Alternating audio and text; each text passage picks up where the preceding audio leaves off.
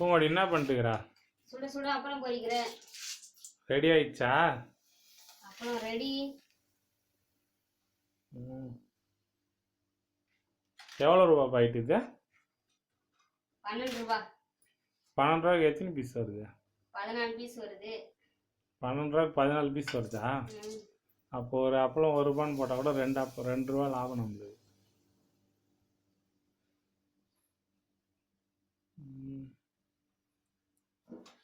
என்ன குழம்பு இப்போ நீ நைட்டுக்கு? நைட்டுக்கு ரசம். ரசமா? ஆமா. ரசத்துக்கு போய் அப்பளம் நல்லா இருக்குமா? எல்லாம் நம்ம நல்லா இருக்குமான்னு சாப்பிட்டு பார்க்கணும். எப்படி இருந்தாலும் போய் சொல்லாதீ, எனக்கு ரசமே பிடிக்காது. நீ சாப்பிடாத பட்னியா இரு. பட்னி ஆகிட்டா எப்படி நான் பார்க்குறேன் முன்னாள். கொத்துக்கீரை சாம்பார், கொத்துக்கீரை சாம்பார் வச்சுட்டு ரசம்ன்ற இதில் என்ன இருக்கு?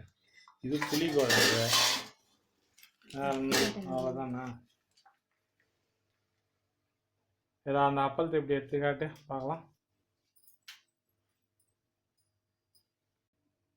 இந்தா 14 அப்பளம் ஒரே வாய் போட்டுக்க. அப்படியே 14 அப்பளம் ஒரே வாய் போட்டுக்க. 14 அப்பளமா?